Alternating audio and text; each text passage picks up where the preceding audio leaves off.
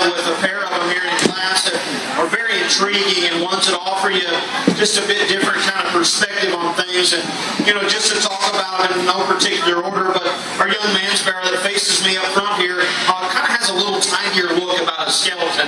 To me, his neck and head fit into his shoulder just a little bit kind of in a tighter fashion or a better balanced look. To me, he has the advantage of just levelness of design. His shoulder and hip kind of read just a little leveler from the profile. And to me, the hog maybe has a sturdier foundation behind.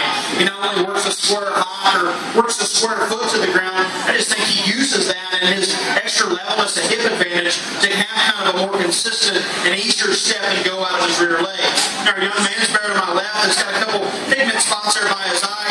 It's a little kind of more refined through his head and neck, and then after that has worlds of muscle and product.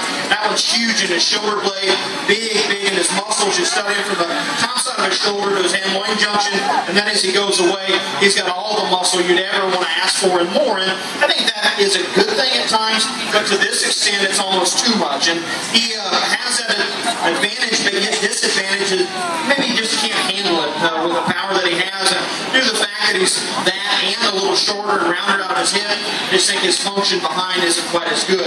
The hog's got quality to him as well.